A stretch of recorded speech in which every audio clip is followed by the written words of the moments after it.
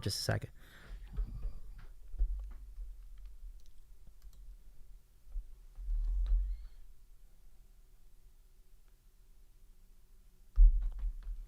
Okay, we should be good here. All right. Do we everybody here? Check. 1 1 2 2. Let's see. It looks like we're in. Okay. All right. Let's do it.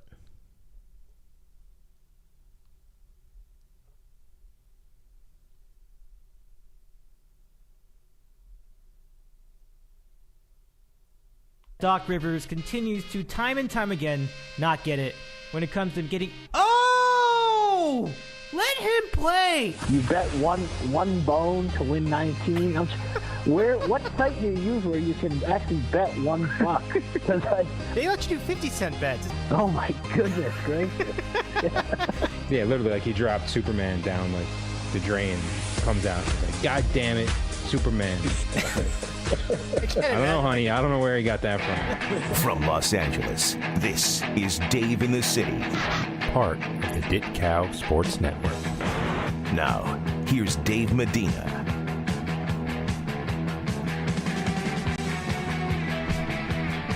Good evening, sports fans, and a pleasure to have you here for the holidays. Good to have you here. Welcome back. It's nice to see you. And it's a pleasure to have you here from the Dave in the City studios, the home of champions, Southern California. Champions which, at least as far as the Pac-12 is concerned, once included this team right here, if you're watching on YouTube, USC. And perhaps those days could be back for us in the years to come with Lincoln Riley now coach of the team. I mean, listen, I'm probably overstating that, and I'm probably jumping the gun, but the breath of fresh air is palpable. But beyond that, we've got a lot going on in college football. This weekend marks the beginning of bowl season, and we're getting ready to play some bowls, folks. Should be a really fun show tonight. We'll preview all those bowls in the second half of our show, and we'll talk about what's going on there. It's good to have you here. As we mentioned, it's Christmas time in the city. We do it every year. It's our year closer, but the contest is not over yet. Usually, this is our last show of the contest series. It is not. When we come back in January, we'll have a Week 18 show. So we're back for that, too.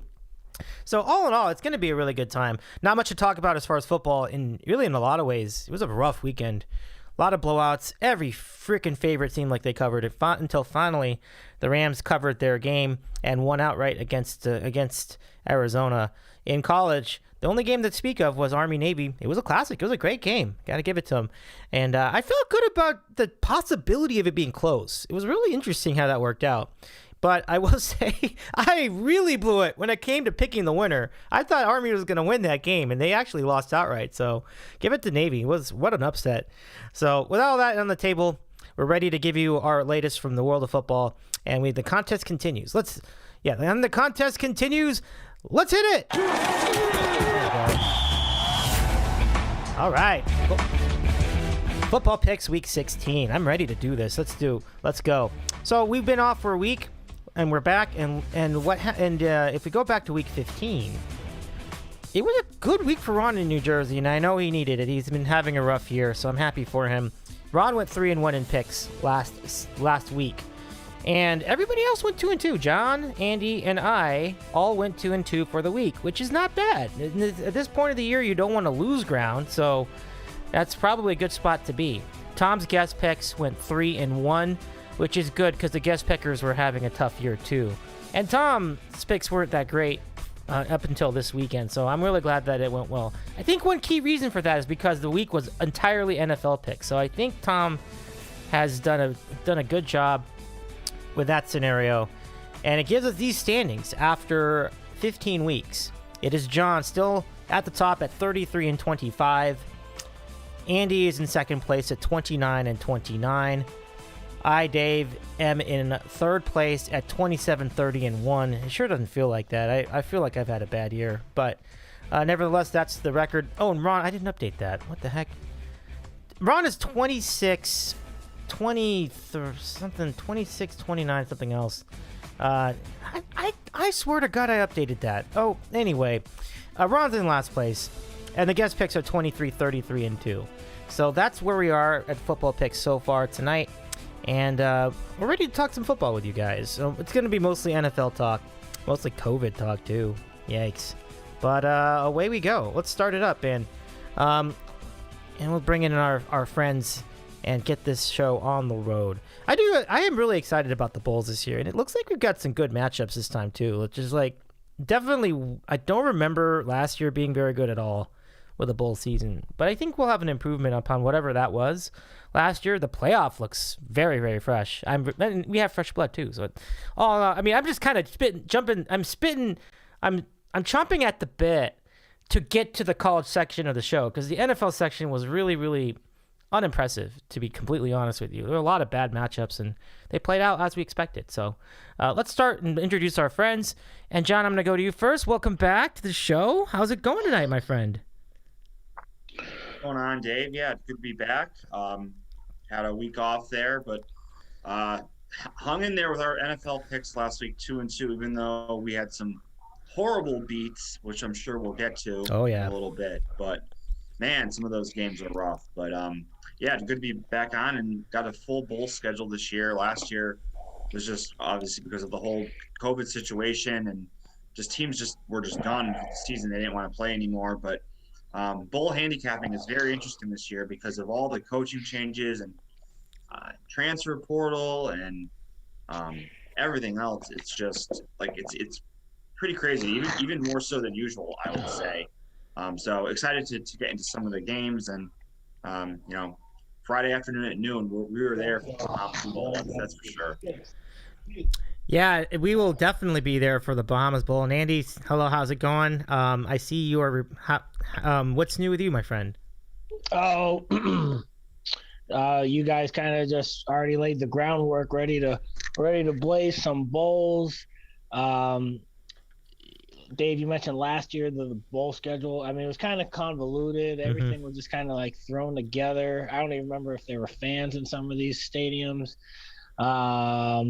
But if there's one complaint about the Friday games is I wish one of those games was on like at night. I mean, that Bahamas Bowl is a 9 a.m. start for us. And Tommy says it's the bowl that no one would watch. If he actually paid attention, like the craziest bowl games in recent memory is that Bahamas Bowl between Western Kentucky and I think it was Central Michigan. John probably remembers that better than me. But that, like, the Bahamas Bowl will always be special because of that crazy game. John, was it Western Kentucky and Central Michigan?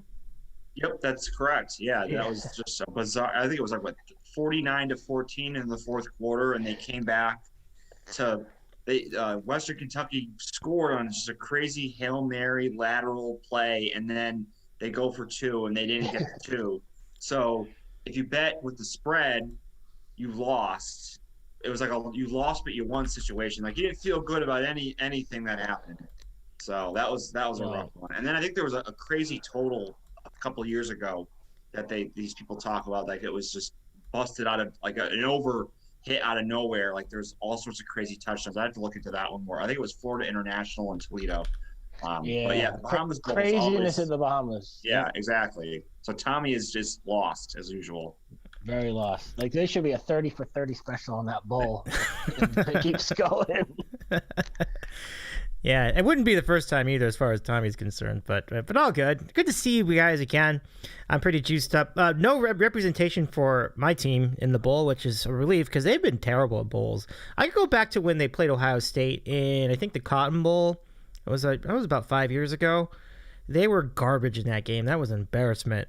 And then they lost to Wisconsin in a recent bowl, and they lost to Iowa. That was the last bowl I remember. I was in the building. Remember? That was the Holiday Bowl. Last one at Qualcomm. And Iowa in that second half just destroyed USC. So, I mean, Dave, you don't want to play in the Jimmy Kimmel LA Bowl this Saturday? That's don't knock the Jimmy Kimmel Bowl. It looks like a decent enough matchup though. It actually does look like a decent matchup. No, I shouldn't plan. There was a couple ones on the schedule that look rough, but hey, you know what? After last year, I am all here for 44 bowl games. Just bring it on. I know. About that Jimmy Kimmel Bowl, I know we're going on a sequence. Sorry about that. No, it's okay. It's okay. No problem. Utah State, Oregon State, like that's a type of bowl game where like that's a type of matchup you would see like week 2 in September. So it's like I guarantee Oregon State and Utah State will play within like the next 5 years. It's just kind of funny how it matched up. But as it's been discussed on this program, that Oregon State, Utah State have like coach history, that Anderson guy. So we'll see how it goes. We will see indeed. So, well, let's pivot back to the NFL. I can see we're really enthusiastic about these Bulls. So, we'll get into it. But first, let's just quickly shuffle through the NFL slate. And John, great job out of your Packers, just taking care of business. And, I'm the kind of fool that thinks that. No, I don't think I bet on Chicago. No, I don't think I bet them. No, I didn't. But, man, I tell you what. There was just blowout after blowout after blowout. I was in the building for the Charger game against the Giants. I went there with Floyd Merriweather, a.k.a. our friend Kevin. Man, what a disaster that game was. I mean, why? I don't know why I keep betting on that stupid team. I really do. And and especially with Mike Glennon, what was I thinking? But John, let me go to you for the recap. Again, there's really little to talk about here. And you mentioned the bad beat. I think I was on it too. Let me tell you something, John. That was the difference between me winning the division in your Pick'em League and losing the division in your Pick'em League. If it's the one that you're thinking of. If it's the Bills, that was literally the difference. It was like if it went to overtime, if either the Bills won or if Tampa Bay had won by a field goal, all of that changes because I had the tiebreaker with the over in the Monday night game. It was a bad beat for sure in that way. I'm not sure if that's what you're thinking of, but John, I'll give it to you for last week's action. Oh man, there's 3 bad beats that got me. Just first off, the Browns. What a disgrace! 24-3. Yeah, I think it was at halftime, right, or near the end of the half, and they literally can't score a point in the second half. When the dude clanked the field goal off the post in the third quarter, is like, oh my God, we're going to get screwed here in this game. And sure enough, of course, Jackson goes out and Tyler Huntley comes in. And, it was like an ode to Carson Wentz because he was just chucking it up down the field on 4th down and somehow completed all of these passes. And they got got 2 touchdowns. And of course, they didn't get the 2-point conversion to make the game exactly end on 2.5, and that's what the spread was. The Browns never should have blown that cover. And obviously they have their own issues now. Like the whole team is on the COVID list, so it stresses the importance of like betting early lines in the NFL because we could have gotten the Raiders +6 on Monday, and now I think they're -1. So I mean that's long gone. But in any event, that was just a horrific bad beat. The second one, I guess I'll call it a bad beat for the Bengals, but technically they were down 20-6 and with 7 minutes left. But still, as someone who bet them, you get into overtime, you get the ball first, they move down the field, you're thinking, all right, we're going to end it right here. Even when they get the field goal, you're feeling like you're in good shape. You're like, all right, I think the worst they will do here is they can either stop San Francisco or they'll hold them to a field goal. And of course, it's just 10 yards at a time. It's it was just torture watching that and seeing the Niners go down the field and then eventually get the touchdown for the win. And then Dave, you mentioned the Bills and the Bucs. Just you had Buffalo +3.5. I don't think Andy did, but I think me and you, Dave, we had them for sure. Mm-hmm. And you think the game is pretty much over at 24-3. So then again, the Bills, they just keep chipping away, and they come, they get a touchdown, and they get a couple stops, and they get another touchdown, and they get another stop, and then they get the touchdown to tie the game, and then they get the ball.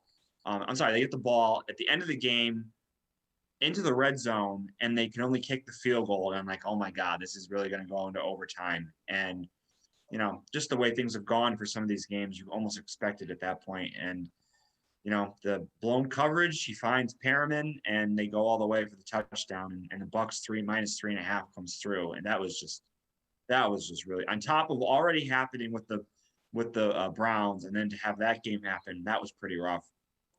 And just to hit on some of the other games, Dave, you were at the game for the Chargers and the Giants. The Giants almost had a miraculous backdoor cover. They got the onside kick at the end of the game. I was like, oh my God, they're really going to let Glennon score 3 touchdowns in the last 3 minutes to get the cover. I had the Chargers. I would have completely lost it if he had gotten that. So that was, thank goodness they hung on to the cover. But and that was a complete blowout, and that was the definition of garbage time. And the Giants can't score more than 7 points in a game. They're just awful. But hey, you know what? Kim Jones is seeing great things from Joe Judge, I'm sure.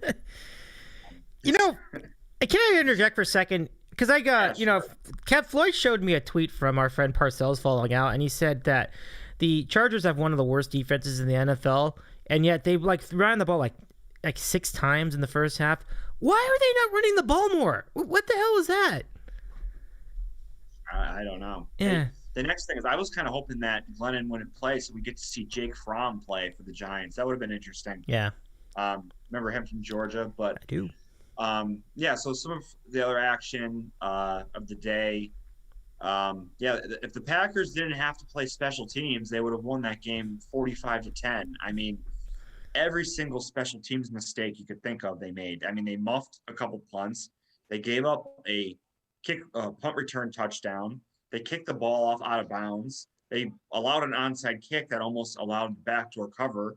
I mean, everything that could have gone wrong went wrong on special teams, except for Crosby missing a field goal. He actually made all of his kicks, so that was, I guess, a positive. But man, they got to straighten that out, or else they're going to get beat in the playoffs because of special teams. Because it's just really, really holding them back in terms of being a complete team at the moment.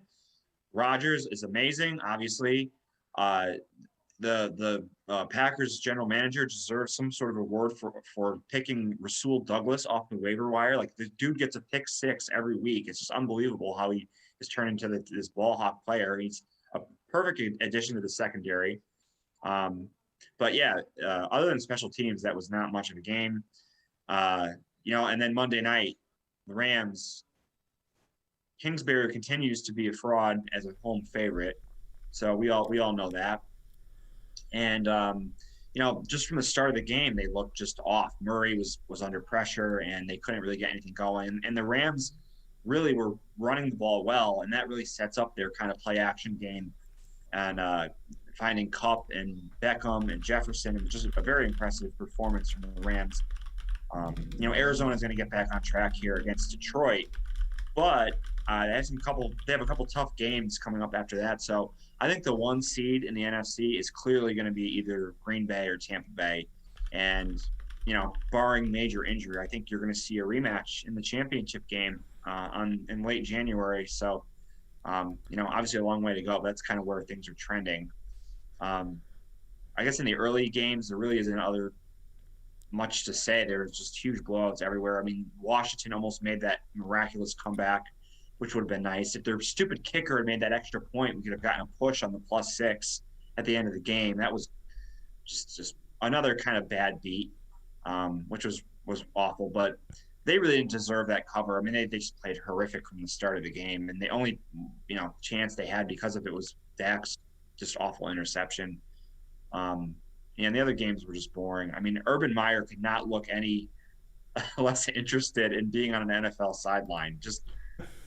They're just not even competitive at this point. And it's kind of funny, we kind of all called it too. So, that's kind of the bland recap of the week. Like you said, Dave, there was really no drama until those 2 games late in the day with the Bucs and then the Bengals. Yeah, very much so, man. Even you mentioned Washington, I had it at +5.5 or even +5. I forget where it was in the pool, but could have used that too. It's just unfortunate, but we're in the mix. We're in the playoffs. I hope you guys are in the playoffs too. I haven't really been tracking it, but hope you guys are in the playoffs at least. Yep, we're both in. Nice. So, okay. But Andy has the bye. But me and you are playing this week, Dave. Okay. So. Cool. Yeah, we definitely are. And we'll see. I mean, listen, if I can get any scratch in this, I'd be pretty happy. I mean, it's been a pretty good year overall. Just some bad beats there. And one little thing here, one little thing there. I'll tell you what, favorites were, with the Ram cover, I think favorites were 11-3, which is outrageous. And that's kind of thing that I might want to warn everybody watching the show about, because usually after that, Vegas will make an adjustment, and it's gonna be crazy. I think this coming weekend. So we'll see. Shout out to Kevin. Kevin on the Capes watching us tonight. Hello, Kevin. It's good to see you again. He likes my shirt, so good stuff. Let's go over to Andy. Let's get your recap of last week's action too. Yeah, I feel like Mike unprepared without my monitor here. And anyway, I guess it's more of like a gambling rehash, like you guys alluded to. I mean, we could start that Thursday night game with Roethlisberger. Dude looked like old man in the sea in the first half, and in the second half, they made kind of a nice little comeback, aided by some questionable Mike Zimmer decisions when they should have just been running the ball, and Cousins threw an interception, and I mean, it was done. Even they made a little bit of a window dressing comeback, and then they punted. Tomlin punted, I think, with like 7 minutes left, and then they still almost teased. And Dave, I think our bet is in deep trouble. Yeah, over that's 8.5. They really needed that game on Thursday. But who knows? Because that AFC North, is really kind of like the tallest midget scenario right now. We don't know. I mean, I didn't do it. What's Lamar's like long-term injury? I'm not sure. We'll just have to wait and see. But yeah, with the gambling, let's hit on Tampa Buffalo first. I had Tampa minus 3.5. I also had Tampa money line as like basically the fifth leg of a 5-team parlay. The other teams were the Seahawks money line, Tennessee minus 8.5, because I was like, Jacksonville is just a dead team walking, especially last week after all that, like all the reports of Urban being a clown. So I was like, I'll take Tennessee minus 8.5. I took the Browns money line, so that saved me there, though I had the minus 2.5, and John documented that very well. Like, that was a bad beat, but they still won, so that was good. I had Saints money line, so I think that those are the 5 teams. And yeah, when Nance and Romo are basically telling jokes when it was, I think it was like 27-10, it might have even been 27-3 at one point, or 27-6. I'm not sure, but it was a 3-touchdown lead late in the second half. Halfway through the fourth quarter, game was basically over. And as John mentioned, Buffalo made this crazy comeback. They actually got screwed. There was pass interference in the end zone that should have given Buffalo basically first and goal from like the 2-yard line with about like 20 seconds left, and they didn't call it. And even Nance says to Romo, was like, you think they should have called pass interference there? And Romo was like, probably, Jim. But that was just a crazy game. Nance and Romo haven't had a lot of good games this year, so that was good for them to have a good one. And they, it was like they were trying to, well, they weren't trying to jinx Brady, but they're like, Brady 32-3 against Buffalo at all time. I'm like, all I need is Tampa to win outright, and I get this nice money line parlay, and it hit. But lucky. Very lucky. And as you guys mentioned, there was some other like heaping piles of poo. But you could make money on some of those poo games, Atlanta versus Carolina. The only reason why I took Atlanta is because Carolina beat them the first game in Atlanta. And I was like, I don't know. It's hard to beat an opponent twice in the same year. I was like, let's just take Matt Ryan, and it worked out. And then, as a complete fool, I took the Giants getting the 9 against the LA Chargers, and I mean that game was just a total one-sided blowout. The last 3 minutes notwithstanding. What's up with all these onside kicks being recovered? For the longest time, like no one was recovering onside kick in the NFL, and then there was like about 4 in about 18 hours in real time. I know they changed the rule, so they basically just like kick it, like the kicker just nubs it right in front of them, and probably that's why there's been so many like onside kick recoveries in the last week or so, but for the longest time it was like impossible to recover onside kick. And obviously that's a big reason why Baltimore covered. That's a big reason why we have to sweat a lot of other games out, and that's a big reason why the Chargers almost gagged the back door. The Washington football team Dallas game, I was texting John and Tom and some other guys behind the scenes, like, why is Washington plus 6.5? It's too good to be true, and it was. I think the devil came to pay, ask Taylor Heineke for his money back, and pay his end of the bargain, because wow, he was bad. I mean, for all the good thing he did, hanging around against Green Bay, beating the Bucks, and they came back to haunt him against the Cowboys last week. And yeah, I guess they were using some sort of emergency kicker, so they went for two times, and then when they actually tried the extra point, they missed it. I actually had changed the games on my Sunday ticket display, and I switched it. I was like, there's no way they're gonna come back, and they did.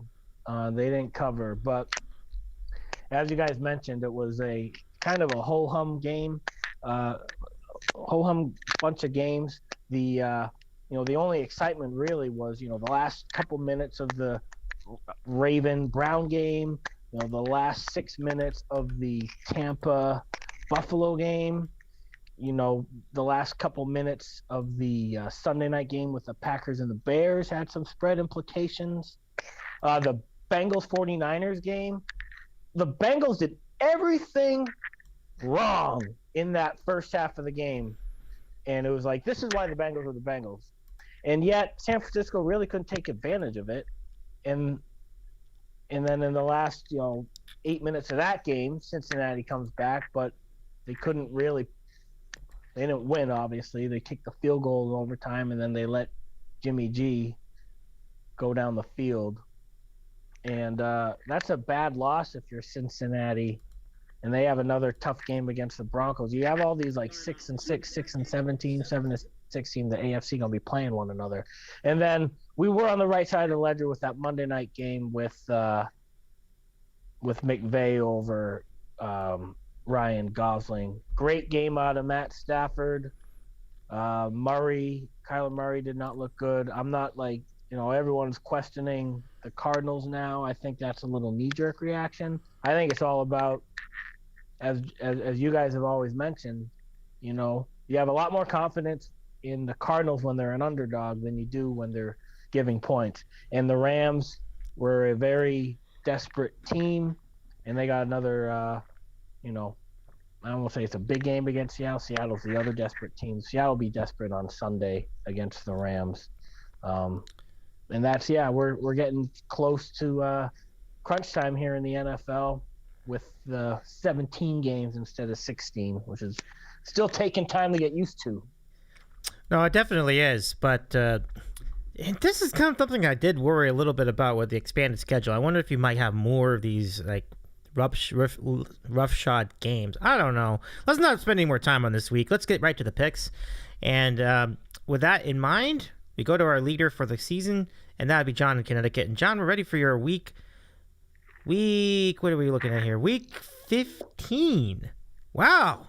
Where has the season gone? We're ready for your Week 15 NFL picks. Yeah, where has the season gone? Another ugly card this week, I have to say.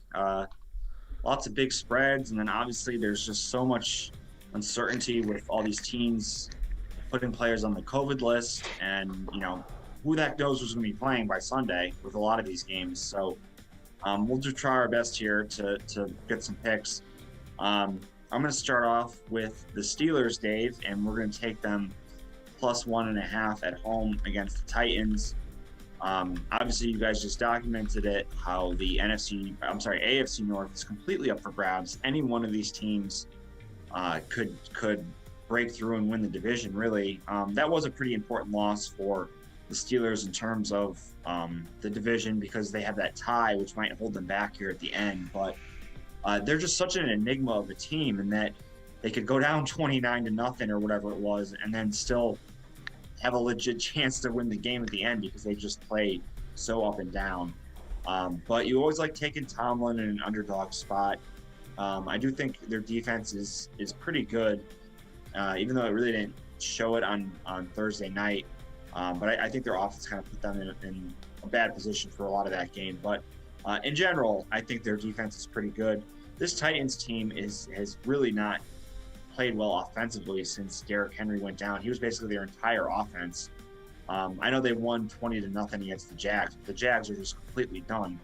And they don't want to play for Urban Meyer anymore. So, I mean, they got 4 or 5 interceptions from Lawrence, and they only won, like, it was just a ho-hum, just 20-0. They should have won that game probably 45-0, and it was only 20-0. So, I just think that their offense hasn't really been clicking on all cylinders, and I just think it's a good spot to back Tomlin here and the Steelers as a home underdog to get this win and keep their playoff chances alive. So we will go with Pittsburgh getting the 1.5 at home against Tennessee. For game 2, I should be barred from this program forever for picking this game, but give me the Texans plus 2.5 against the Jags. How are the Jags favorites over anybody right now? I don't care. The Texans are terrible, but at least they showed you some life. In some of these games, they played against Seattle pretty much, for half. It was pretty close. I mean, even up until the middle of the third quarter, it was still kind of a game. The Jaguars with all this turmoil going on, they clearly don't want to play for Urban Meyer anymore. Trevor Lawrence has regressed since the beginning of the season.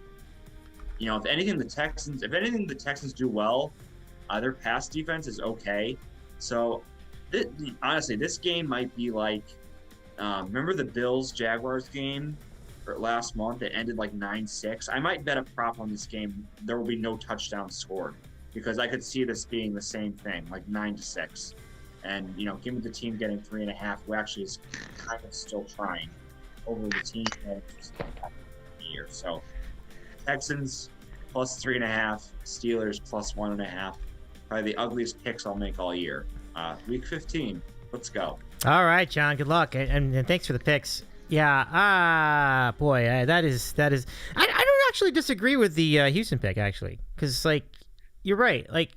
I was just reading reports about what Urban did with that kicking the kicker. What? Yeah. What a mess. But Andy, let's go to you for the Week 15 NFL picks. Yeah, so before my picks, I'm betting against Jacksonville until it's not time to bet against Jacksonville anymore. And so, Dave, Romo and Nance get your Steelers and Titans this week. And then next week, the day after Christmas, they're doing Steelers again, because it's Steelers at Kansas City. So, oh yeah, Nance and Romo getting a double dip of the Steelers. Maybe that'll turn Tomlin's fortunes around. Oh boy. But yeah, the whole country's gonna see the Steelers try to, save their season, backdoor the way to 8.5 wins. And then the other weird announcer thing is, it's not weird. I'm sure someone like Fiddle could explain. But so the Saturday night games that are on NFL Network are being broadcast by Fox personalities like Joe Davis, and then Burkhart's doing the other game, and Olsen is with Burkhart, and I forget who is. Maybe Warner might be with Joe Davis, but it's Fox personalities on the NFL Network. That's very Sharon on top of, but anyway, I like that stuff. Let's talk about the picks. Game number 1, I'm going to take one of those Saturday games. I'm going to take the Pats getting 2.5 on the Action Network against the Indianapolis Colts. Listen, I know the on one side of the ledger, yeah, the Pats are due for a clunker. On the other side of the ledger, they're just trending. They've always been trending, and they're fresh off that bye week. And they're going from one extreme playing condition with the wind and the cold and the swirling wind and the elements of Buffalo to basically the sterile indoor confines of Indianapolis. I think Mac Jones will probably pass, have more than 3 attempts this time. and I don't know. I'm just gonna keep betting on the Pats until they lay an egg. I think Belichick versus Frank Reich isn't really. It's not shoe versus ant, but Belichick's resume over Frank Reich's resume is a little topsy-turvy.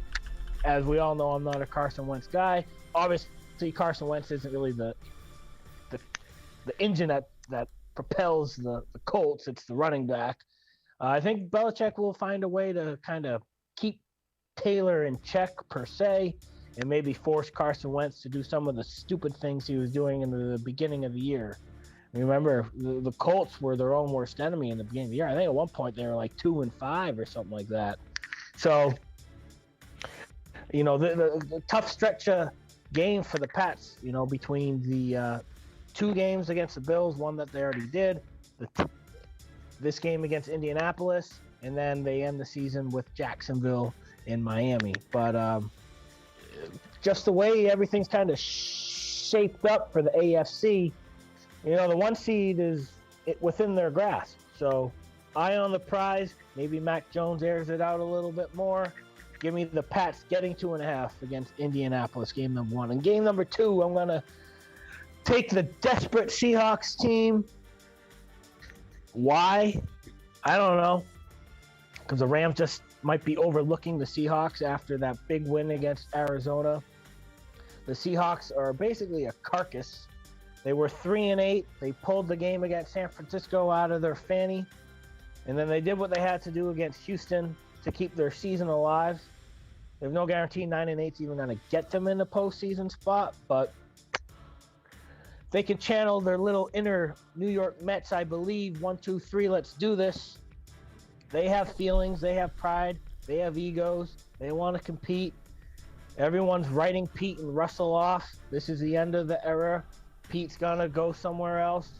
We might retire. Russell Wilson's going to go somewhere else. Russell Wilson's going to go to the Giants. Russell Wilson's going to go to the Broncos. Russell Wilson wants this. Who knows?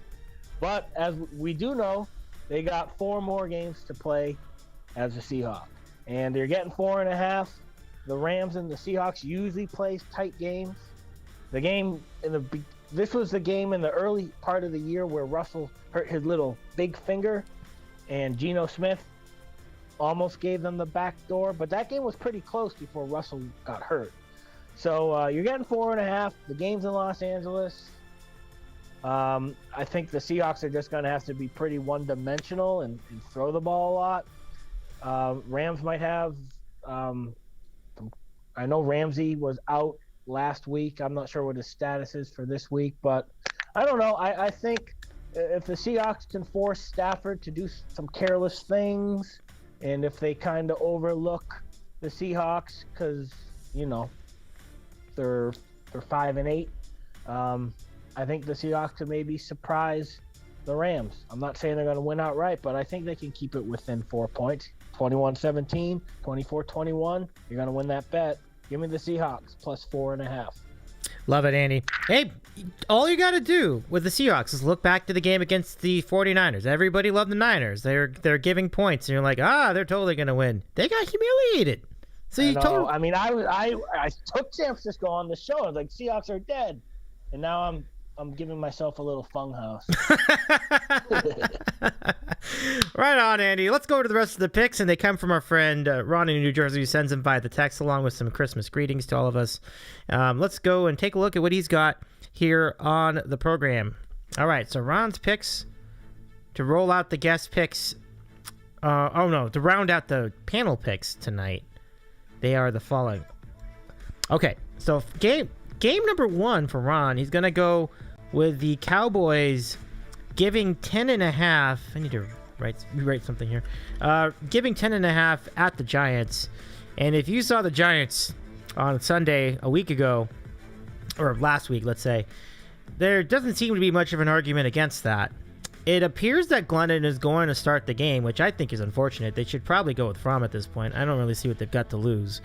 But with that said, Cowboys minus 10.5 in this NFC East battle. Game number 2, Ron is going to take Washington, getting 7 at the Eagles. And the football team had a very near comeback against Dallas. We talked about that earlier in the show.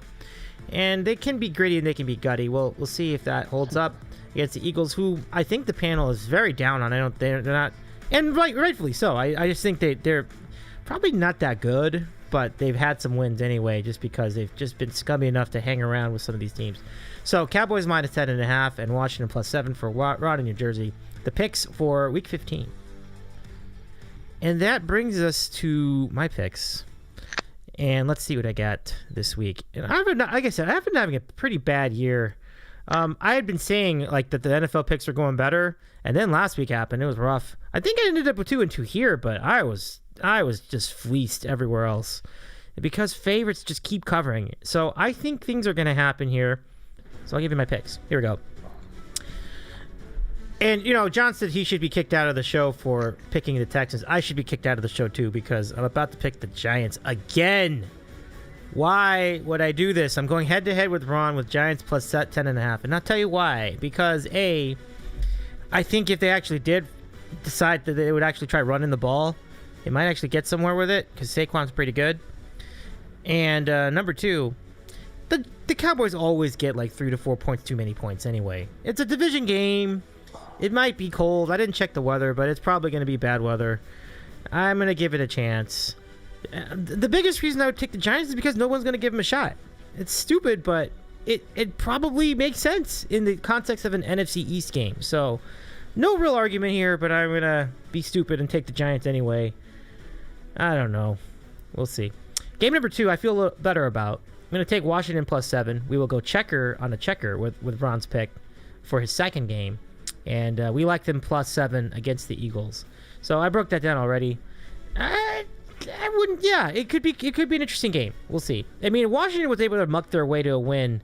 I'm sorry, the Giants were able to muck their way to a cover against the Eagles last like a week and a half ago. I feel like the Washington football team can do the same thing. So we'll see. So Giants plus 10.5, which again, that's a stupid pick. Do not take that pick for real, guys. And then Washington plus 7, week 15. And I put the wrong thing. Why did I put? Oops. Okay. Ah, boy. I would get funhoused to death on this. Well, anyway, that's not. My name is not Brody. My name is Dave, just so you know. And by doing that, I've spoiled the guest picker. What? Ah, never mind. Okay. Anyway, let's go to Brody's pick. So the guest picker this week, for those listening on the podcast at least, is Ron's son Brody. And he's got picks for us this weekend. I'm ready to share them with you guys. This is exciting. Okay. So here we go. So for Brody, Ron's little guy, he will select the Cowboys. No, check. He will select the Jets. Yes, the Jets getting 10 points. How about that?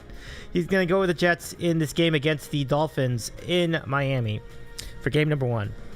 And for game number 2, I think Brody's been watching some football because he's siding with John. He's going to go checker on a checker with the Texans getting 3.5 at the Jaguars for game number 2. So for Brody, good luck, Brody. Jets plus 10 and Texans plus 3.5. Nicely done. All right. And I told Ron, like in the text, like I said, I thought that Texans pick was bold. But the more you think about it, it's not really, because as we were talking about, just massive turmoil in the Jaguars right now. I mean, the Jets is a little bold, but not necessarily, because I don't necessarily think Miami's that good a team anyway. So that's not much going on. Let's go to the games from this week. And let me see if I can find it. Where are the featured games? Here we go. Okay, so featured games this week. Let me tell you about that. So we're looking at the Chiefs and Chargers to start it off. That's a good game. That's going to be fun.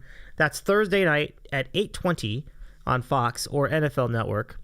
And then Andy was talking about this game. He has it in picks. Patriots Colts. That will be a good game. I think that'll be fun. And that's a Saturday game. A very interesting spot for both teams, really. What a great Saturday. Oh, yeah. Bowls in this. I am down. Oh, it's going to be so good. It's going to be so good. We got all the bowls, that game. I don't know about the Cleveland game. I don't think that's going to get played, but but we have the other one.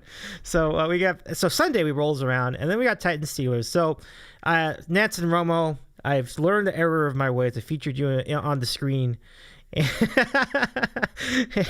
So they get the the 1 o'clock Eastern slot on CBS. And yeah, this is do or die for the Steelers, so they need this game. Packers-Ravens will be the doubleheader game, probably the America's game of the week on Fox at 4:25 Eastern time.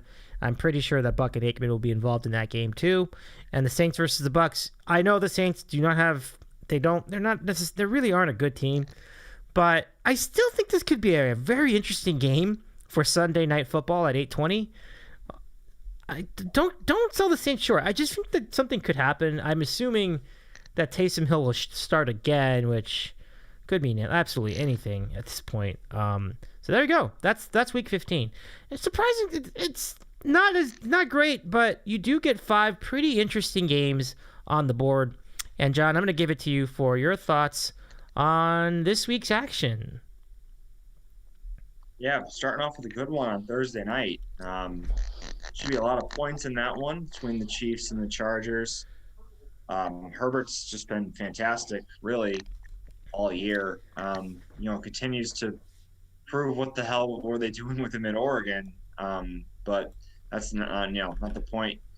Besides the point at this stage in the game. And if they win this game, they're going to be, I believe, first place in the division because they beat them earlier this year in Kansas City. So they would have the double tiebreaker over the Chiefs and be in the driver's seat for the division. The spread's interesting. It's only the field goal. I saw it was -4 earlier in the week. I would have definitely been more so to jump at the Chargers getting the 4 points rather than the 3 as of right now. But it's hard not to go with the home underdog in this one. I know the Chiefs have kind of figured things out a little bit more so after their run there where it seemed like they were a little bit lost. But really their 2 highest point scoring games in the last month have been against the Raiders, who clearly have not figured out a way to defend them. Other than that, I mean, Mahomes has played okay, but it's not their typical just amazing offense other than against the Raiders. So yeah, I think the Chargers very, very much live here as a dog on Thursday night. And then you move on to Saturday. Yeah, who knows about the Browns game, if that'll even be played. The way the NFL works, like Goodell will force them to play it with like 20 practice squad players. I mean, that's how that'll work. But as someone with Nick Chubb on a fantasy team, like, yeah, let's play it and let's run him 50 times. He's like the only guy left. So, let's go with that. But they really probably could still beat the Raiders with just like short passes and handing it off to Chubb because the Raiders are just a mess right now. But, Saturday night, Patriots Colts. I mean, that's going to be a good one. Patriots obviously coming off a bye, currently holding the number 1 spot in the conference, but it's be a tough game. I mean, Taylor has just been amazing. So they're first and foremost are going to have to stop the run. So Bill is going to design their defense to stop the run and then make Wentz beat them. But as we talked about before, Wentz is kind of he's like the Chuck and Hope kind of quarterback at this point. They're just going to throw it down the field and try to get interference penalties. The spread and kind of the sharp money is kind of going towards the Colts in this game. So I don't know. This is pretty tough. I would kind of maybe lean the Colts under a field goal. If it ended up getting to like 3, I don't think I'd play it, but I could see the Colts. This would just be like a last team with the ball wins. I think the Colts defense should be able to handle the Patriots offense pretty well. I think the Colts defense is pretty underrated. So as long as Wentz doesn't do a lot of boneheaded plays, which he's certainly prone to do, we've seen it. But as long as he can take care of the ball, I think the Colts will. I would take them, minus the 2.5 at the current number. And then you move on to Sunday. We already talked about the Titans and Steelers game. The Packers-Ravens, very interesting game. Will Lamar Jackson play? At this point, I kind of think they're being just kind of coy about it and just making, Green Bay have to prepare for multiple players. But, I mean, Huntley's a kind of a state. Obviously, I'm not saying he's Lamar Jackson, but he kind of plays a similar kind of game. So I think the Packers will probably be preparing similarly for both quarterbacks. But obviously, Jackson's a far superior athlete and runner, which you have to account for. But problem is, if he has a high ankle injury, like how much is he going to be able to run? And that's really a huge part of their game. And if he can't do that, and we know he kind of has been struggling with the pass lately, it doesn't bode well for them. And their secondary is just completely decimated. So you would figure the Packers should be able to take advantage of that with their passing game. So, I don't like laying 5.5 or 6 here, even with Tyler Huntley starting. Harbaugh's a good coach, and I could see Green Bay winning this like 27-23 or something, cover, or it's like 27-17 late, and the Ravens get a touchdown. So I probably wouldn't take the Packers in this one. Maybe it's part of a money line thing, a parlay or something. I could get behind that, but I probably wouldn't take them with the spread here. And then you have the Saints and Bucks on the screen. I agree with you, Dave. I think this could be competitive. The Saints defense has really played Brady well since they got into Tampa. And, I don't see that changing in this matchup. I mean, obviously their offense is not very efficient right now. I know they just put 30 on the Jets, but I mean, who doesn't? Hill is, he's not really a pro quarterback, which is not great for them, but clearly uses his legs, and Kamara back is huge because then you could just kind of play those read option plays and do a lot of stuff off of him being in there. So I think that's a big part of that, is having Kamara back. What's the spread, like 10.5? I probably would take the Saints at 10.5 for sure. That just seems like a lot of points to me, especially if the Saints defense plays well. I could see that keeping within 10 for sure. I think, what's the Monday night game? It's the Vikings and Bears. Is that what it is? Yeah, I think that's right. Yeah. Yeah. Ugh. Yeah, kind of ugly. But you know what? The Vikings always seem to end up in a close game. So I would not be surprised if the Bears kept that within the 3 points. I'm just looking at the rest of the schedule. Man, it's pretty brutal. Yep. Dallas is giving 10, Miami's giving 10, Arizona's giving 2 touchdowns, Buffalo's giving 10, San Francisco's giving 8 to the Falcons. So yeah, some ugly games here. The late windows though is pretty good because you got that Cincinnati-Denver game, which is like a pick'em game. I would kind of lean Denver, I would guess, in that one. I mean, you just don't know what you're going to get from the Bengals week in and week out. Like, Sunday was the perfect example. I mean, they were just horrific for 3 quarters. They had that muff punt before halftime, which completely changed the game.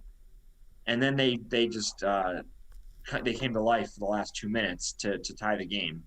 I think Denver was – I think they were, inspired – not saying inspired, but Demaryius Thomas' tragic death, I think that was a huge rallying point for them on Sunday, and it could be the rest of the season. I mean, you hate to use that kind of thing in terms of a motivational thing for handicapping a game, but it clearly had an impact. Like, after every touchdown, they went over and put the ball down on his number, which they had put on the field. So I'm not going to discount that here. And, and going forward, I would definitely lean Denver for sure in this one. And then, Andy mentioned Seattle, LA. So we got a pretty good late window. 3 out of the 4 games should be pretty good. I would agree. I think Seattle will probably keep that one close too. I mean, they always seem to play close games between the Seahawks and the Rams. And I think the spread was like 7 earlier in the week. I wish I'd gotten on that. It's like 4.5 now. But same. In any event, I know we got to start betting early with these NFL games, especially at this time of year. But yeah, we'll see. I mean, the dogs could be barking this weekend. There's a lot of big spreads, and I hate laying big spreads in the NFL. So we'll see where we are by Sunday. But interesting slate on paper. Well, I mean, I don't think I would be scared off by what happened in Week 13 either, because in Week 13, every fucking 10-point favorite covered. I think every fucking one did. And I'm sorry I'm using the F word here, but it's just because I was so annoyed by that. Because I was heavy on underdogs on that week. I really think this is going to be the week where the underdogs rise, whether it's to cover or to win. I feel like this is going to be it. I just think weird things are going to happen. I would be absolutely shocked if Vegas were to lose money like that 3 weeks in a row. Well, let's say 2 weeks in a row. It would be very shocking. So I agree. Dogs could be barking. We'll find out. But meanwhile, let's go to the to the college football side. And last week's action is pretty basic. It was just Army Navy. Oh, can I just talk about a couple of those Shern games that are on the NFL slate? Yeah, go for it. Yeah. Yeah. So, first of all, about those because I know we've all been using action. So yeah, when you see the action line and the opening line, like especially with college basketball, I kind of look at it every day, and it's like you see some crazy swings, and so it's like this team A opening line is -3, and then right next to it, like current line is like +2. Like Jesus Christ, what the hell happened? But I'll say the thing to piggyback on that Cincinnati-Denver game, like I'm a glutton for like I don't know if it's a glutton for punishment, but like I can't wait to see how that game plays out because as John says, you never know what you're going to get with the Bengals. You know, you got to get the Bengals that beat Pittsburgh 41 to whatever, and you get the Bengals that are struggling to move the ball against the Jets or whatever. But with the Broncos, you know what you're going to get every time. You're going to get great defense, and you're going to get a team that has got the offense from hunger. But the game's in Denver, so usually those games, you know, they're always extra tough at home. So we'll see there. And then the other like sneaky game that I'm gonna have to like. Did I not go to you for this week's action? I'm so sorry. But keep going. I'm sorry. It's all good. No, I wasn't. John did everything like to a T. Like I don't really have anything to say about some of those other games, but the 49er Falcon game actually has like playoff implications. The Falcons are like a sneaky 6-7 team, and so like I don't know. Like I'm probably just like I should already start tweeting anti Matt Ryan tweets now, save him in the draft because I can already see myself taking the Falcons +9 and then watching them just lay an epic egg out in San Francisco because if you look at like the NFL graphics or whatever, the NFC playoff picture, I'm pretty sure they're going to have Atlanta Falcons quote unquote in the hunt at 6-7. So I heard it on a different podcast that the Falcons are like the best shitty team and then the Saints are the worst like decent team because they've been so decimated by injuries and they're not fun to watch. The Falcons are sometimes fun to watch. They can also be awful to watch, as we all know, with Matt Ryan. Yeah. But they're not as bad as we thought they'd be going into the year. True. Well, I think it was interesting. I think John might have made the comment, or maybe you did, that their offense is worthless without Cordarrelle Patterson, but with him in there is definitely juice with that team. Who would have thought it? Like, he's the MVP of the league. Like, without him, they can't score a point. And now, he goes in there and Ryan's clearly not what he was, 4 years ago. Yeah. He won the MVP, but, he's still okay. Like, he's better than Cam Newton. I have no idea what the Panthers are doing. That's just he can't hit the broadside of a barn at this point. That's not good when you're playing quarterback. No. But it's interesting about the Falcons. I don't know if you guys follow or are aware of like these statistical or like analytical things. It's called DVOA. It measures a lot of different stuff. And the Falcons are like almost dead last on offense and defense, yet they somehow have 6 wins. It's just bizarre. They should be much worse than they are. But hey, they've cobbled the wins together, and if they get an upset or two, they really could get the 7 seed. It's a crazy, crazy year. Very much so. And good for them. You know what? I would say good for them because I definitely felt like they could hang. I definitely felt they could hang. And I just to double check. Let me go back. And also they're doing it without Calvin Ridley. Oh, that's right. Good call, Andy. Good call. So, we'll hold back. We'll get our popcorn ready, and we'll see what happens in that game coming up on Sunday. Should be interesting. Now, get that Red Zone channel up all day. It's probably going to see some juice, a witching hour, the whole thing. So it'll be really fun.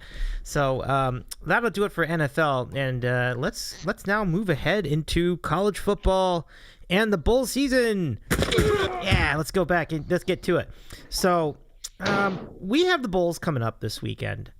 And what we do on this program is we like to talk about the am I hearing the laundry sounds? I love this. But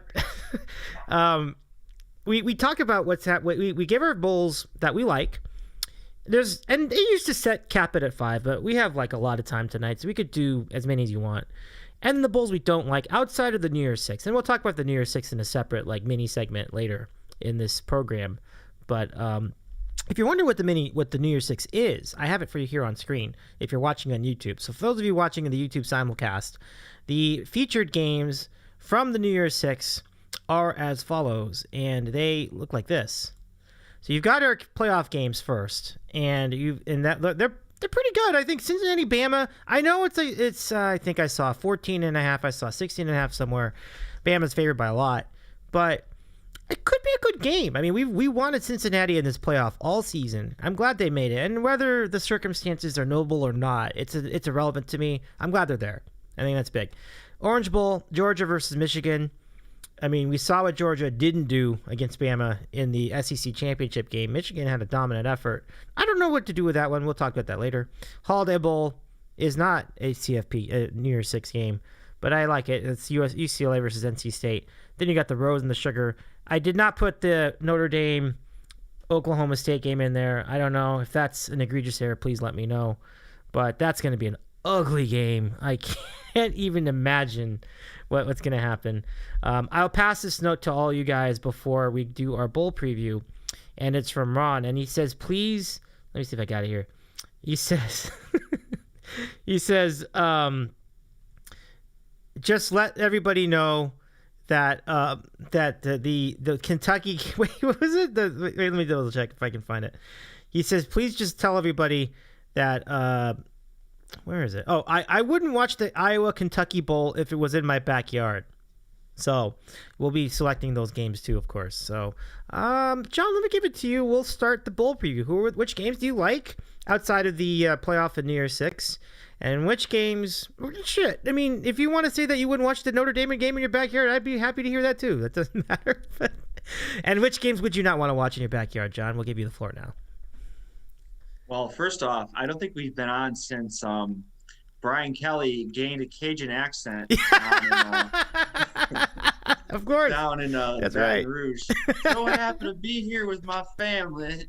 I was go great day to be a tiger. What a fraud that guy is. Oh my god. Just I never laughed so hard hearing that.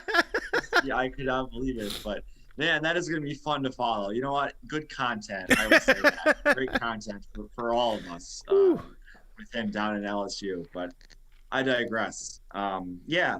So, like I said, Dave, this year, even more excited to be back here with all these bowl games. I mean, they even added a couple new ones this year. So you have the Fenway Bowl played at Fenway Park. And some of these matchups are just bizarre. Like SMU, Virginia, it just doesn't even feel like it should be a game. But and like I said before, I don't even think either team has a coach at this point. Like some of these matchups are just crazy for that reason alone. Because you have coaches leaving, you have players leaving, like starting quarterbacks or entering the transfer portal. Like you really need to read about every game before you do your picks, or else you're going to be completely just clueless. Or like you're gonna pick a game and you're like, oh shit, like why isn't that guy playing? Because you're not going to know what's going on. All right, so some of the games here that are kind of ugly. The Pinstripe Bowl, Maryland, Virginia Tech. Like, no, sorry, I'm not. There's two just middling games that are just. I have no interest in them. Obviously, we will be picking it, but no interest in watching that one. Washington State, Miami in the Sun Bowl. I feel like they played the Sun Bowl a few years ago. Could be wrong about that. They did, and it snowed. Oh yes, yeah, you're right. That's why I remember it. They did play, and that was the Leach was still there, and I forgot who won, but I know it was just an awful game. So yeah, that one's kind of an ugly matchup. Let's see what else here. Yeah, some of these games early on, like you have the two group of 5 teams going against each other, and it's just on paper it's not a great match. They're not like sexy matchups on paper, but you know what? These teams, they deserve to go to a bowl game, or else if there wasn't 40-something games, they wouldn't have a chance because there'd just be all these Power 5 teams. A couple here that are pretty ugly. The game in Detroit, Western Michigan, Nevada. especially now that Nevada's quarterback, Strong, is not playing. He's going to the NFL draft. So he's not playing.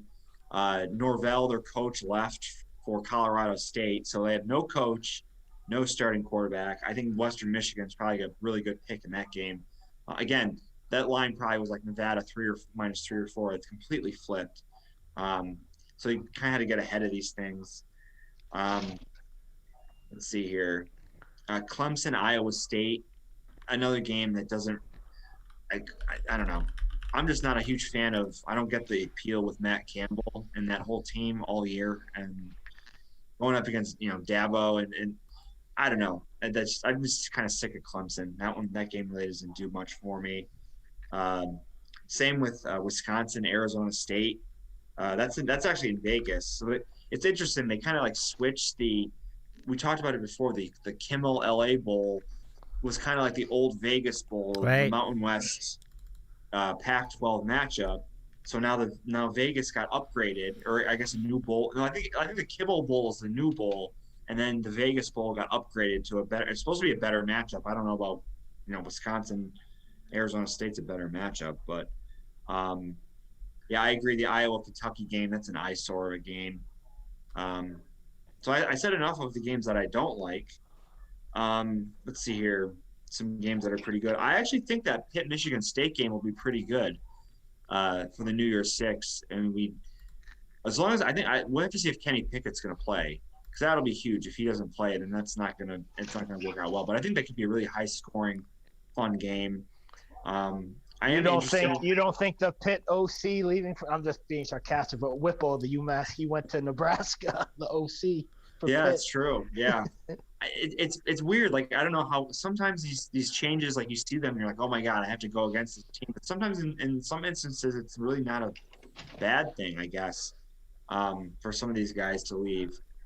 Let's see here.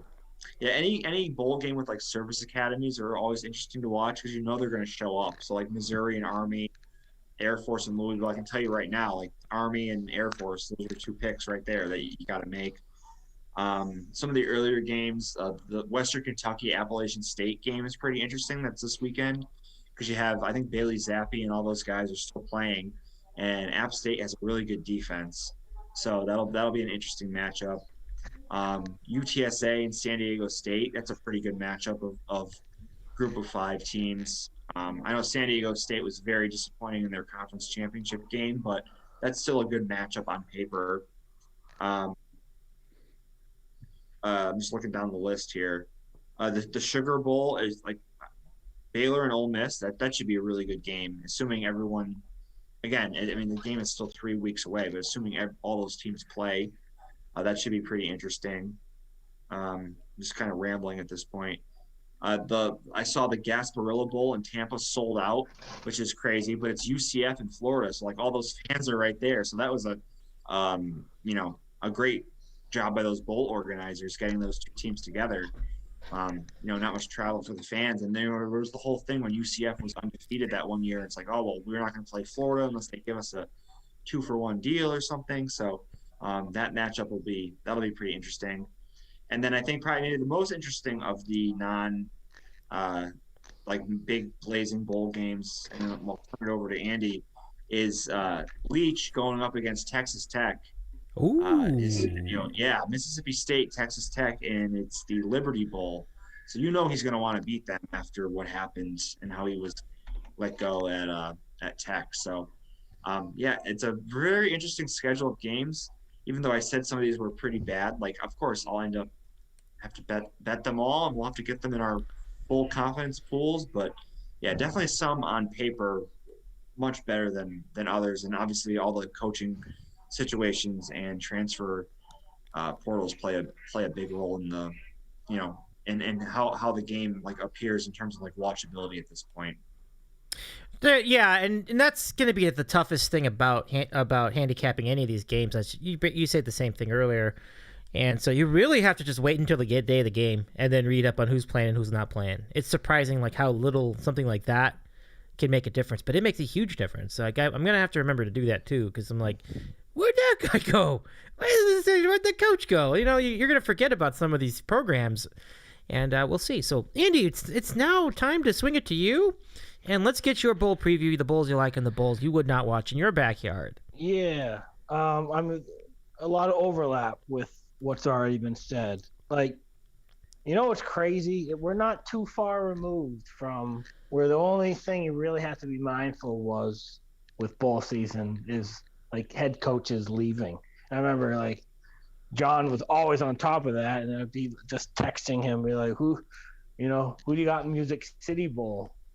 And he'd be like, well, the Virginia Tech coach just like retired, or like the guy from Minnesota had like, Jerry Kills like stepped down for health reasons, so he's not, and that's all he really had to worry about. And now it's like there's so many moving parts.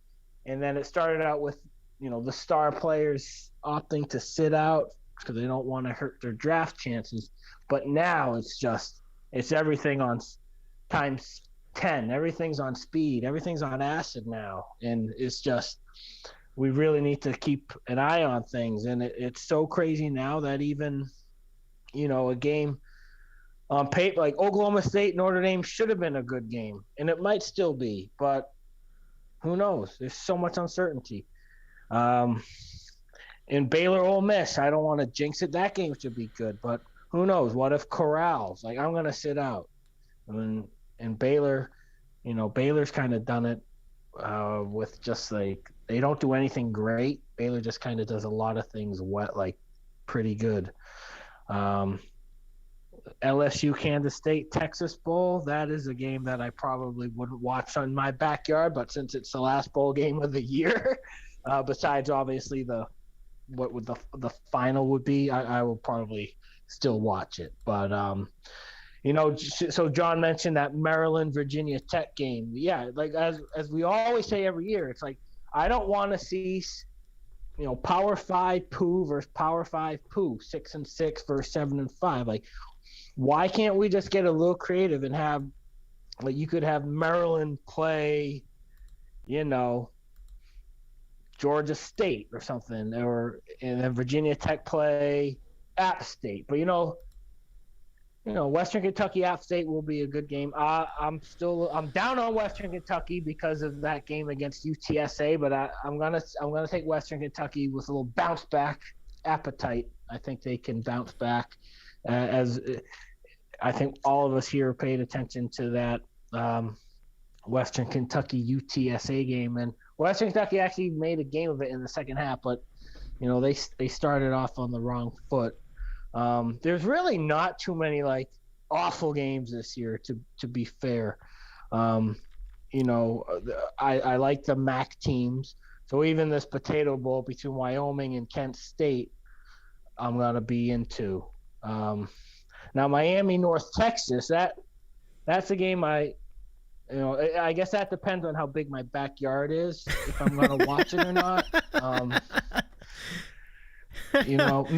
Memphis, Hawaii, like that'll be my Christmas Eve game. I mean, I don't know if you guys read the new article about Todd Graham. It was like a Urban Meyer's a piece of shit article light.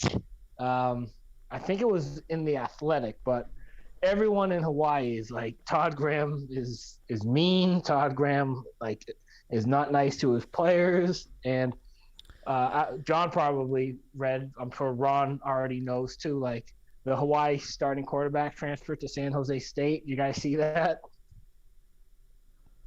Wow, how about that? Yeah, Memphis will definitely be a pick for the bowl confidence scenarios for sure. Yeah, I think I have a few like traditions. Like I always take the underdog in Army Navy, and I always like to bet against Todd Graham in the bowl game. So we'll probably do that. And moving forward, bet against Sonny Dykes in the bowl game. Yeah, some of our favorites are gone. Yeah, if he was still there at SMU, we were going to bet Virginia in that Fenway Bowl, but now SMU could be a good pick because the Virginia coach is retiring. Mendenhall, I don't even know if he's coaching in that game. I'll have to look that up. Like like you were talking about, some of these games are just crazy. Like all the changing. I think the early signing day plays a huge role in that, to be honest with you. 100%. Now, go ahead, Dave. go ahead, Dave. Well, I guess I wanted to comment on the early signing day. I'm actually very annoyed at it, to be honest with you. I guess I get the idea behind it, but it's just that it's ruined a lot of the sport in some ways, because it's like, why do we need to sign people that damn early anyway? What the hell's the point of that? Like, anyway, John, you would have a better feel for that than me. No, you're right, because like they're firing coaches like in early November, and it just, they got to get their staffs set up. So it's just creating all this, these changes, and then they want to get their some new players, and so the players are entering the transfer portal, affecting all this stuff. And again, like these games are exhibitions, but still, like you want to have at least you want to see like two teams match up at full strength that have played all year. I'm not saying it's like cheapening the game, but it's like you'd rather see a full strength. Just that example, you want to see a full strength SMU up against a full strength Virginia. It just kind of waters it down for a lot of this stuff. That's just the only thing that's just kind of about the bowl season at this point. But you know what? Like I said, they're all exhibitions. So we take it for what it is. We bet them. We watch them. We'll have a good time with it. It's just not the same as it was, say, like 7 or 8 years ago. No doubt. But there's also more bowls than there were 7 or 8 years ago too. It's just the nature of the beast, So we can roll with it. Yeah. Andy, have you been watching this Laker game? This Laker game was bananas. I'm no NBA. No NBA. Okay. Well, I'll tell you what. The Lakers just had an incredible comeback here. They forced overtime, and then Reeves, of all people, with a game-winning 3-pointer with only 0.9 seconds left in Dallas. I mean, if you remember him from, trying to remember, was it UCLA? I forgot where he was from, but the kid with the shot to win the game, and they're all celebrating like they won the finals and everything. What an incredible moment. But anyway, I digress. I think that's a great preview. Oh, sorry, you were saying? I got a couple more games. Okay. So some of the poo games that I would add on to the team, the games that John mentioned. I mean, check with Iowa State, Clemson. Check with Maryland, Virginia Tech. You're gonna have to inject some flavor in Purdue, Tennessee to get me wrapped up in that game. Even the Mayo Bowl, which I know gets a lot of you had some. It used to be the Belk Bowl, so you had some crazy games with the Belk Bowl. But South Carolina, UNC doesn't really wet my whistle. You need to dump the mayo on the coach this year. That's they should. I would pay lots of money to see Mac Brown covered in Band-Aids. Yeah. Now, another game that I wouldn't because of the quarterback that I like. He's kind of a chunky lefty, and John's bet on him a bunch of times this year. The East Carolina BC Military Bowl. I should already get that bet in now. I want to take East Carolina getting 3. Oh man, I love that game. And and then NC State UCLA. That could be like whoever has the ball last wins in the Holiday Bowl. I think that game's got some juice over in San Diego. And as John mentioned, that Gasparilla Bowl is just man, to be in the building for that with all those, well, we have to be nice to everybody, but all those, those types of Florida people. Like a whole stadium of them? Of just what do you want? Biggest poo? Or shall we just call them the biggest poo? They don't really see the world, but anyway. Yeah, correct. Yeah. There are a lot of words we could use. I mean, because it's Central Florida, Gainesville, Orlando, Gainesville. I mean, pretty close. They don't have a lot of. I mean, maybe to them going to Tampa is like going to Paris, but you get the idea. Yeah, I gotcha. Comment in chat. I don't know if that's a valid comment or not, so we're just gonna put you on timeout for a little bit, but it could be anyway. Thank you for the recap, Andy. And it's very interesting to see all these. I do like that. By the way, I do like that game too, the Holiday Bowl. I'm gonna see if I get my. I don't know if I'd necessarily be in the building, but I would love to see it. I think that's gonna be. Where in San Diego is it? It's at Petco Park because they're transitioning between Qualcomm's rate has been blown to bits, and they're building a new stadium for San Diego State on campus. Or no, not on campus. It'll be on the old side of Qualcomm. So while they do that, they're going to be at Petco Park at the baseball stadium for that game. Okay. Yeah, interesting spot. Good location too. It's right at the gas lamp, so that'll be a good spot for people. You and UCH should go to that. Hey, there you go. I'll reach out, see if he's around. Hopefully he's around. If he's around, we could do it. Yeah, I like the call, Andy. Okay, so that takes care of most of the bowls. Let's now focus on the New Year's Six. I think I did. You know, I mentioned earlier that I put the UCLA game in the featured games for the featured bowls. And that's just how high I think of the game. So let's look at the CFP. Cincy, Bama. We talked about that. Bama with a 1 seed, Cincy with a 4. Orange Bowl. So that was the Cotton Bowl. This is the Orange Bowl on the 31st. I don't like New Year's Eve as a day. I just don't like it. It just reduces the opportunity for people to watch it. I've just never been a fan of that. I think it just happens to be a Saturday this year, and that's why they're doing it. But they're killing themselves by doing that. I just that's my opinion. But these are great games. Like Georgia, Michigan will be the second game in the Orange Bowl, and then you've got the Rose Bowl, which is always a classic. This year's matchup, I don't know. Ohio State versus Utah. It's anyone's guess because Ohio State might have a bunch of people opting out, and Utah.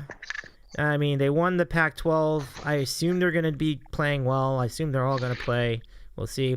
Sugar Bowl with Ole Miss and Baylor. I agree with John. That looks great. And if you're looking at New Year's Six, I kind of would be interested in your predictions on that. If you have it in picks, then don't worry about it. But who do you see winning, or how do you see these two semifinal games going, and how do you see the rest of the New Year's Six as well? There are two bowls I didn't put in here. There are two bowls I didn't put in here from the New Year's Six, but hopefully you can get to those two. I do think the Peach Bowl might be okay. Arkansas, Penn State.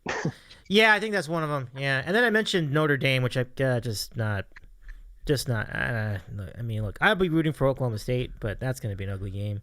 So New Year's Six, John, let's give it to you. Let's get your thoughts. Yeah, like I said, I actually looking forward to the the Peach Bowl? Yeah, between Pitt and Michigan State. We got to see again if Pickett plays, but that should be a pretty competitive game. Yeah. I remember in past years, like it's the ACC like had that obligated spot, and you're like, oh my God, you get like a 7 like it was like Virginia was 7-5 a couple of years ago when they made the Orange Bowl, but that should be a good game. Looking forward to that one. Same with Oklahoma State and Notre Dame. I mean, it seems like Notre Dame, like they're going to rally around Marcus Freeman. With the Southern gentleman now gone. So you like this game? That's interesting. Okay. I do. All of his assistants stay. Like, I'm interested to see how they respond. I think I did see that their Kyron Williams, I think, is not playing. I believe I did see that. Yeah. But still, I think they're going to be motivated to play in this game. And Oklahoma State, I mean, they were so close to the college football playoff. Like, I could be a little bit of a letdown or a hangover in this game. I mean, I know their defense is excellent, and Gundy have them ready to play. Like, he usually is pretty well, does pretty well in bowl games, if I remember. But I like this matchup. I think it'll be a good game. I'm glad that those two teams got paired. Same thing with the Sugar Bowl, as I mentioned before. Again, Andy mentioned it. If Corral plays, we'll have to see about that. But Baylor's coming off the huge win in the Big 12 championship, and they've been solid all year. And we'll see their defense go up against that Ole Miss offense. So great matchup with that. And then, of course, the Rose Bowl. I mean, Utah's first ever Rose Bowl. I believe that's true. I mean, they could have made it as a non. I believe that's correct. I believe that's what I remember too. At least as far as they've been in the Pac-12. I mean, they could have made it like 50 years ago or 60 years ago or whatever. But I'm pretty sure that's accurate. But in any event, they're going to be motivated to be there. Ohio State, they should be, because it's still the Rose Bowl. It still means something. It's prestigious, but how are they going to respond after that Michigan loss? Where basically everything was on the line for them, and they finally get beat by their arch rival who they've dominated for so long, and now here they are in the Rose Bowl instead of playing in the college football playoff. I mean, it'll be interesting to see. Like, Utah is going to be motivated to show up and play in that game for sure. So I guess I would kind of lean Utah with the points as of right now. But we'll see again in terms of who's playing and who's in and who's out by the time the game comes. And then the semifinals. I mean, I'm not going to make any picks, Dave, right now because I still have to think about it. But I don't see how you can not like both of the underdogs, at least with the spreads in this game, in these two games. I mean, Cincinnati, great for them, and I think we're all happy that they finally made the playoff. I just find it very disingenuous. You see Kirk Herbstreit and all these other jackasses on Twitter and on TV. Oh, well, everyone can the glass ceiling has been broken. Everyone stop complaining now. Like, look at what it took for them to fight. Like, they had no other choice. Like, if they put anybody else in other than Cincinnati, it would have been so corrupt and obvious that it would have just been a complete joke, and no one would have ever taken the playoff committee seriously. Not like they would have already, but it would have just been so corrupt at that point. They had to put Cincinnati in. If Oklahoma State had gotten that extra inch and won that game, Oklahoma State probably would have been in over them. So that whole, cry that I'm seeing from these media members is just a joke. But in any event, Cincinnati has one of the best secondaries in the country. Mechie is not playing for Alabama. So I think they're going to be able to have some success, at least containing Alabama's passing game. And we've seen Alabama's offensive line struggle. I know they had a great game against Georgia, but I think Cincinnati's defense is good enough to keep them in this game. I'm not saying they're going to win, but I think 2 touchdowns is too much, and I think they can be competitive with Alabama for sure. And in the other game, I mean, Michigan has just been a force all season, and they can certainly run the ball. I know Georgia's defense is just amazing, and the stats bear that out. Their schedule was not great. Like, the real first great offense they played was Alabama, and they did kind of get exposed a little bit in that regard. Michigan can't throw the ball like Alabama can. They, like I said, they more so rely on their running game and defense, but that's going to play to their strengths in this game because Georgia's not like an elite offense. So again, I think we're going to get 2 really good semifinals in my opinion. And at this juncture, I'm not going to say I would pick either of those 2 teams, Cincinnati and Michigan, to win outright. But I do think we'll be competitive here with the spreads for the semifinals. And I am disappointed that they're on New Year's Eve. Like, you couldn't adjust the schedule somehow to put them like on Monday night. Like, why are we playing the Texas Bowl on January 4th? Like, let's play one semifinal on January 3rd and one semifinal on January 4th. Like, play all the NFL games on Sunday. I know that it's different this year because of the week 18. Like, that's week 17. So there's a Monday night football game that week. Why not have the NFL play all their games on week 7 on Sunday, and then do like one semifinal Monday night, one semifinal Tuesday night, and then play like the following Tuesday or something? Like, I just don't understand why are we playing these games on New Year's Eve. But I'm not the czar of football at the moment, so I can't make that decision. I'll say this too, when you're talking about how the media was reacting to Cincinnati's appearance, it doesn't sound like they really liked them in there based on that response, and that really disappoints me. And it's almost as if they'd rather not be bothered with the group of 5 being in the playoff, and that only motivates me more to see them compete in this game, and if potentially even take out Bama outright. Can I ask another question, John, since you're here? Wasn't Bama's offense kind of an issue earlier in the season? I'm a little curious as to how suddenly Bryce Young is like the second coming of Christ or something like that lately with the Heisman win in the game. I mean, they were held to no points for 3 quarters against Auburn. That was just confusing to me. Do you think that Bama's offense has arrived at this point? Have they found themselves? What do you think? Well, whatever they did before the Georgia game, I mean, I think Saban adjusted his offensive line, which was a good move because clearly, like, Auburn had them beat. Like, they have to be kicking themselves so much for not. I mean, their offensive line couldn't do anything in that game. I mean, Auburn was just beating them off the block the entire game. And if the kid stays in bounds, the running back stays in bounds for Auburn, Bama loses, and they're probably not even in this position. So, I mean, obviously, a lot of this takes a lot of good fortune and luck to go your way with some stuff. But, I mean, the Bama offense has had its ups and downs all year. Like, they couldn't really score against LSU. They couldn't score again. They couldn't score against Auburn, but then he makes some adjustments, and then Young has an unbelievable game against Georgia, wins them the Heisman Trophy. They're just very inconsistent. They're certainly not like the offense we saw last year with Mac Jones and all those guys, Devontae Smith, and those other receivers they had. So I wouldn't be surprised to see them, struggle again. Or I wouldn't be surprised to see them. I don't think they're going to have the kind of game they had against Georgia. That's for sure. I do not see that happening. I can see them scoring like their usual kind of what they had been doing, like 24, 27 points, which is, I think Cincinnati would take Alabama scoring 24 points in that game. Going forward. So they've just been inconsistent. But if they have their offensive line issues fixed, they'll be tough to beat. But we'll see. It was just one game, so yeah. we'll see how it goes. Okay, very good. So Andy, let's get your look at the New Year's Six as well. I mean, and I would definitely be interested in your thoughts on Bama's offense because I know you followed them all year. But let's get your thoughts on what's happening on New Year's Eve and New Year's Day. Yeah, well, I mean, you guys watched Alabama this year too. To piggyback on what was already said, like I probably take both underdogs in the semifinal games. Although probably I'll be such a homer by 12:31, I'll probably end up taking Alabama first half, live, everything. But we'll see. I do think Cincinnati can definitely hang around. They deserve the respect.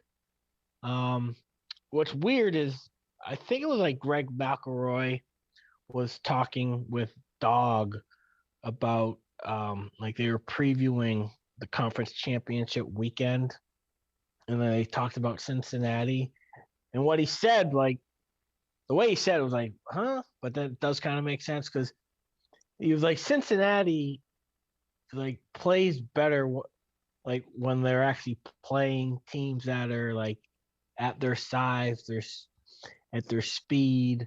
He's like, they don't cover. He's like, they have trouble covering against teams like Navy and, the bottom feeders of the American Athletic Conference. He's like, because those teams just try to like do gadget plays and, keep the ball away from them. He's like, but when they do play a team, at their equilibrium, like then Cincinnati can actually like do the things that make Cincinnati.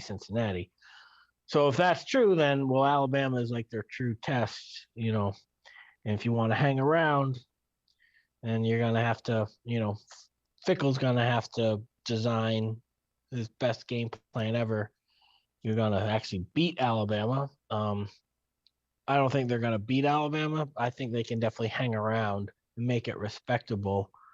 It's not like any of these teams that are underdogs by 10 to 14 points. They usually don't hang around that well.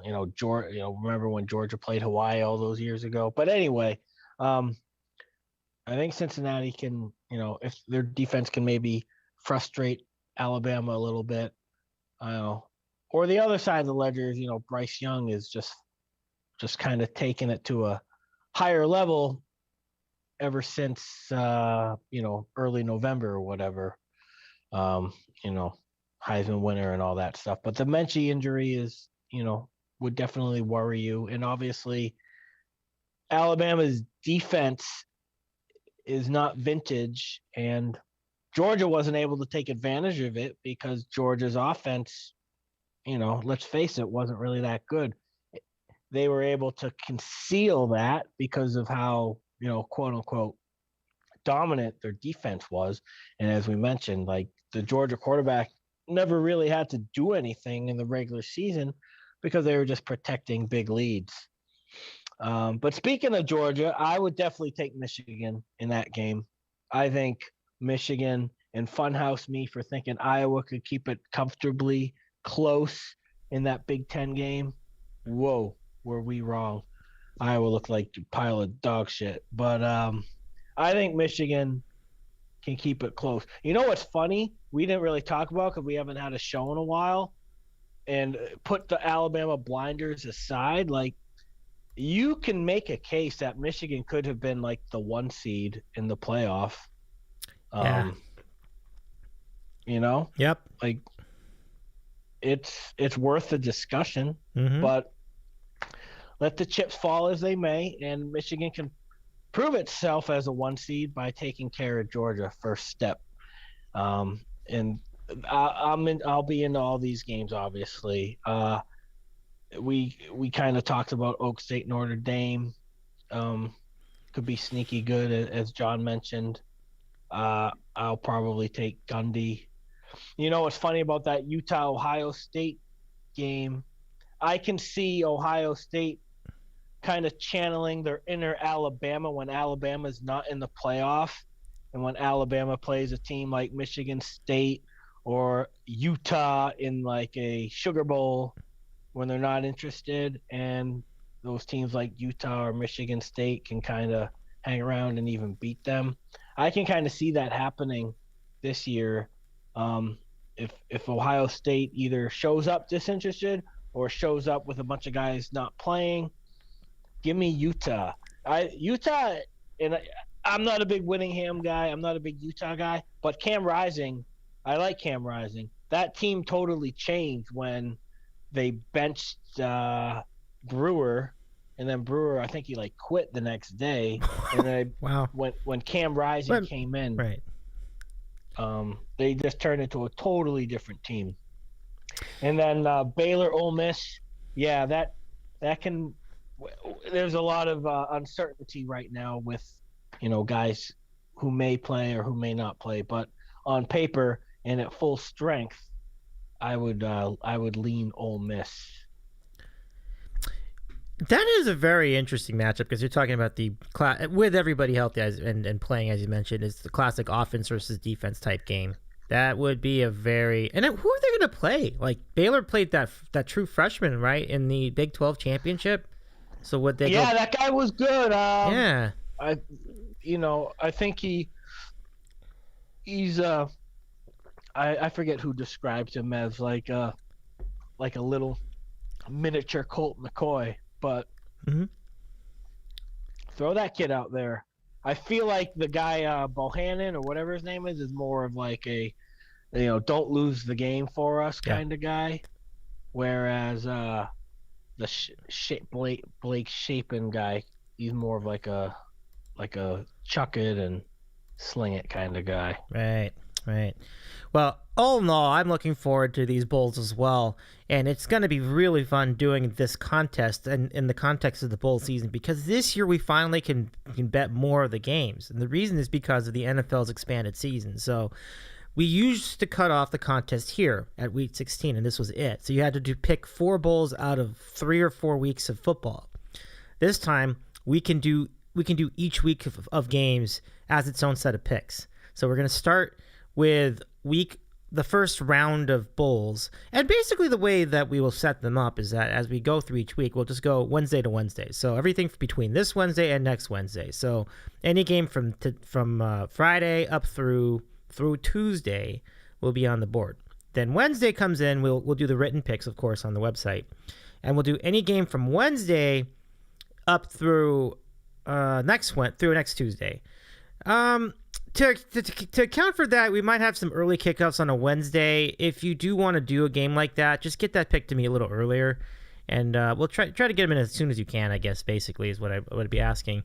But your deadline each time would be like midnight of Thursday, if that'd be fair.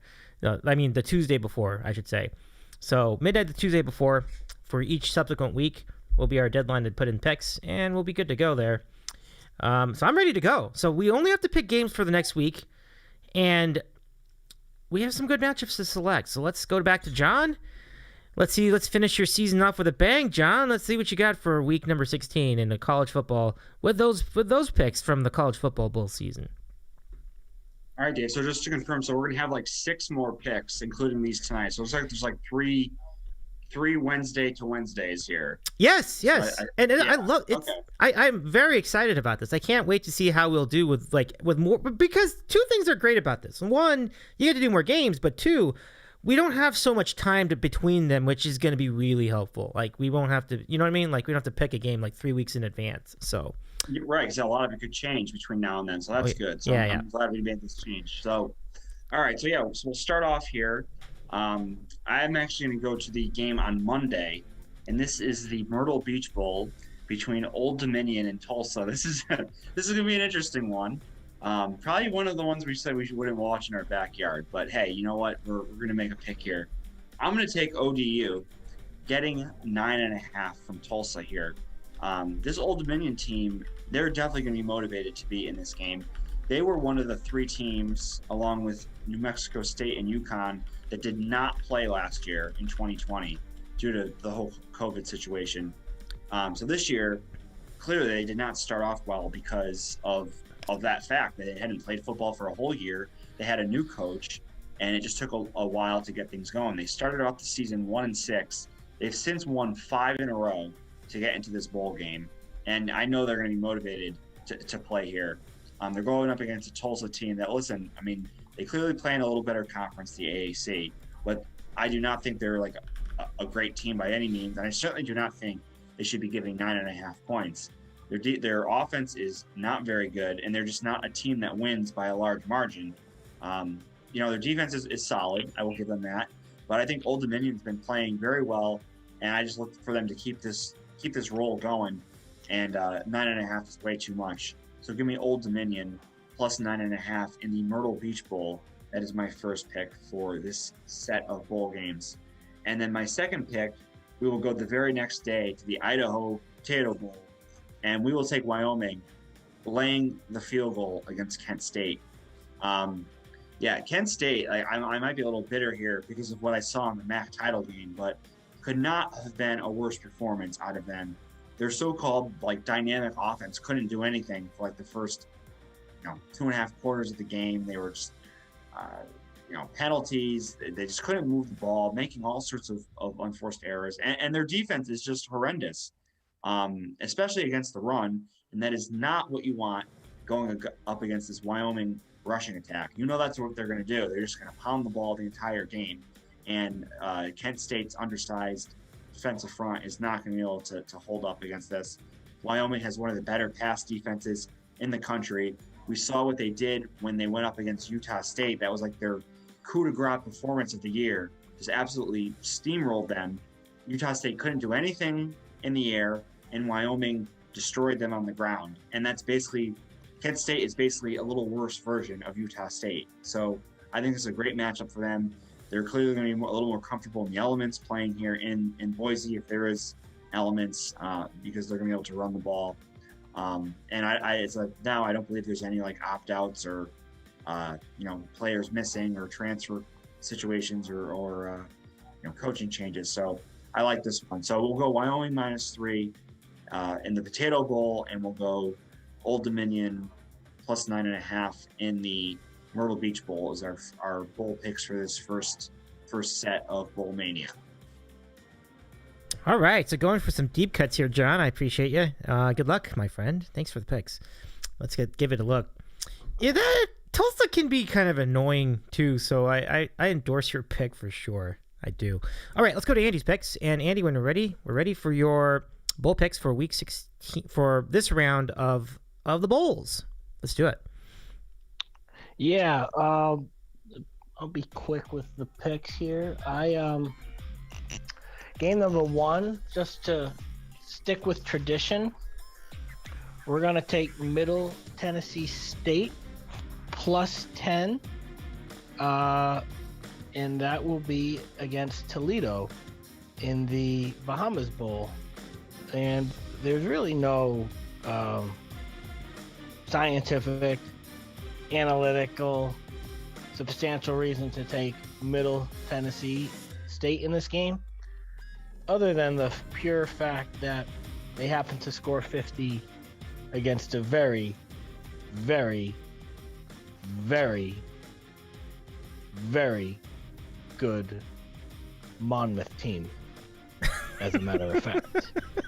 And this is, Middle Tennessee State. They barely became eligible for a bowl game with 6 wins, but if maybe the 3 of us here and half of the Middle Tennessee campus and family and friends that actually watched their game against Florida Atlantic, Willie Taggart special. They had to come back from like maybe at least 14 points down to win outright and earn this bowl game. So, you know, they care. I'm sure they want to validate their, you know, their worthiness to make a bowl. You know, they were down 2 touchdowns to Florida Atlantic last game of the year. And it's not like Florida. I think Florida Atlantic also needed to win that game too to become bowl eligible. So it was like 2, 5, and 6 teams trying to earn their way to this bowl. And Middle Tennessee State did it. So kudos to them. I know Toledo, you know, is a prolific offense, but they're not at their glass door building or glass bowl, whatever you want to call it. So you're getting 10. It's in the Bahamas. It could be windy there, so that could kind of, you know, make it more of a challenge for Toledo to do the things that they're known to do. Give me Middle Tennessee State plus 10, family bet. The other game I'm taking is University of Texas El Paso, getting 11.5 against Fresno State in the New Mexico Bowl. And the only reason why I'm taking UTEP is because, like Jake Haener was like in the portal. He was basically at Washington. Like the University of Washington Twitter account was like, Jake Haener is like, he's coming to Washington. He's following his coach. He's gonna be a Husky. And then like Fresno State brought back Jeff Tedford, and Haener is now like back at Fresno State, but I don't know if he's going to play. So there's just a lot of uncertainty with Fresno State, whereas at UTEP, you know what you're going to get with UTEP, and their defense kind of sucks, to be honest with you. But you're getting 11.5, and I'm just not sure with Fresno State if they're running back. He might be out because he's like an NFL prospect. And so there's just a lot of uncertainty with Fresno State from a personnel standpoint. I feel more comfortable taking the minors of UTEP getting 11.5. So Tommy's not going to be watching this game. Like New Mexico Bowl is usually a game that, you know, you can probably skip, but not this program. We watch all 44 bowls. I'm with it, Andy. I'm with it. Thanks for the picks and good luck, of course. And I'll tell you what, I mean, the New Mexico Bowl might have some juice, certainly among us at least. I'll tell you, I'll explain a little bit of that in a moment because it's time for my picks. Let's do it. So here are the picks I've got for you all. And for this first round of bowls, we are going to start right here in Los Angeles. Right here. So we're going to go with the LA Bowl pick. And a very interesting scenario here with Oregon State and Utah State. And people are going to be on both sides of this one, I think, if you talk about a point spread. But I'm going to take the Pac-12 team. And if I'm looking at it correctly, I think they're giving 7. I'm going to double check that. Sorry, Dave. I don't know what's going on. Oh, what's up? My phone was playing some ad. Sorry about that. Oh yeah, no worries. I didn't hear it. It's all right. No worries. So I think Oregon State is giving 7 points against Utah State, and we're gonna take it. We're gonna lay the points and go with the Pac-12 team. And not a whole lot to say about this. I think it could be a good game though. And Utah State played amazingly against San Diego State to win the Mountain West Conference in their game, and that was on the road no less. So Utah State's a little bit familiar with the area because they were in Carson for that Mountain West championship. It was technically a San Diego State home game, but here they're going to be facing a better athletic team. I think Oregon State's had been plucky during various times of the year. I don't necessarily think this is a good pick, but I think I'm just taking the Power 5 team over the Group of 5 team. And time will tell whether that plays out or not. So that's game number 1. Oregon State giving 7. Game number 2. We're going head-to-head with Andy. and he made pretty good arguments with UTEP as far as why to take UTEP versus Fresno State. There's some uncertainty about whether the running back will play. My thing is, I'm going to take UTEP getting the 11. Fresno State giving the 11.5. Fresno State giving the 11.5. And my argument in favor of Fresno State is simply that UTEP hasn't beaten a team over 500 all season. Like, I think they've had a great year. I got to give them a lot of credit. It's a lot better than I expected them to be. Most times we expected them to win like 1 or 2 games. They had a great year, a really great year. They're going to be so motivated to play this game in the New Mexico Bowl.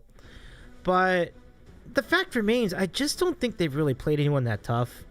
So Fresno State's got a pretty good defense. We've seen it in various parts of the year. I think they're just going to shut them down. I just don't think UTEP's going to score enough. So Fresno State giving 11.5 to go with Oregon State, giving 7 for this first round of bowl picks in the bowl season. And that brings us to Ron in New Jersey's picks. I tell you, it's funny where we get our games from, because I think he's got scratching that game too. So here we go.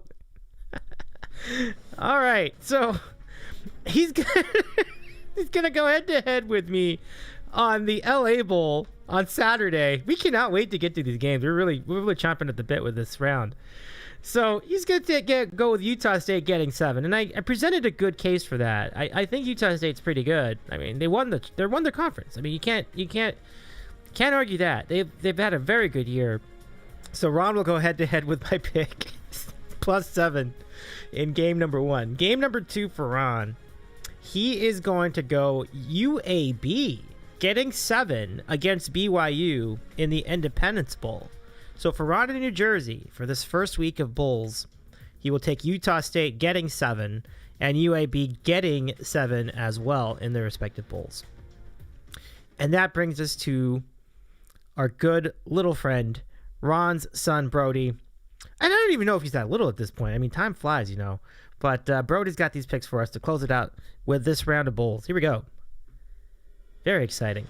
Okay, so Brody for week 1 of bowl season, he's gonna give us these picks. He's going head to head with his father. He's gonna take BYU giving 7 against UAB in that Independence Bowl. I've never before seen a father and son go head to head on the contest within the same week. This is quite interesting. May the best team cover and or win. That's incredible. Game number 2 for Brody. He's going to take Louisiana giving 5 against Marshall in the New Orleans Bowl. Now, the reason for this is pretty obvious. They've had a great year. As far as whether the coach is going to be coaching that game, I completely forgot. But it's still a very good team, and they're playing basically at home. And the New Orleans Bowl is generally played in New Orleans, as mentioned, and Louisiana is pretty close to there, if not in there. So, I mean, how could you not take a chance on that? So, Brody's going to go BYU -7 and Louisiana -5. And again, the first pick is head-to-head with his own dad. It's great. Good luck, my friends. That'll be really fun. So, that's it for this round of picks, and that's going to wrap it up for our year on DitCow. We'll be back in January, but the contest continues on. We're going to keep going. We're going to keep going with this contest, and just watch for it at ditcow.com. We'll keep doing picks every week. Every Wednesday we'll have a new round, and we'll keep going. And when we come back, we will continue to be doing the contest. We'll have week 18 picks for you when we start 2022. So let's go back to John. And there's a lot to look forward to here. It's really great. And I'll give it to you for final thoughts. I do want to wish you a Merry Christmas too, John. Like I hope it's a good holiday season for you. I hope it's been a good holiday season for you. And I guess I'll just ask what kind of plans you have in the weeks ahead. Thanks, Dave. Yeah, same to you and everyone listening, watching. Yeah, no real big plans. Just spending some time with family. Got some time off from work, so just gonna enjoy the bowl mania from day to day, which is awesome. Just to be able to not have to go to work and then you throw on ESPN for like 3 bowl games. That's just a beautiful feeling. So, but yeah, great time of year. Hope everyone enjoys the holiday season, and yeah, crazy that when we come back, it'll be week 18 of the NFL, and we'll have all the playoff situations to be decided and to talk about, and we'll be able to preview the national championship game too. So that'll be a good show. And obviously good luck to everyone's picks in the next few weeks as we'll be submitting them to be posted on the website. So I'm glad that the contest is continuing as well. So great stuff as always, Dave. And yeah, we'll look forward to reconvening in a couple of weeks. I hope everyone has a good holiday season. Yeah, thank you very much, John. I appreciate you very much for that. And Andy, I reflect that back to you as well. Hope your Hanukkah went well. Hope your holiday season's going well as well. And I know that normally you come down to California for this time of year. So let us know if you have any specific plans for the next couple weeks. And final thoughts as we wrap up the year here on DidCal.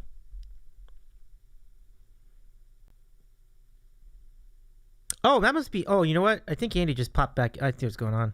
I think this is Andy. So Andy actually. No, I was gonna say, can you hear me? Oh, there you go. I gotcha. Yeah, I do. Yeah. So my computer is slow as molasses, but okay. I was like, but was there like an AJ in the queue? There was. Was that you? All right.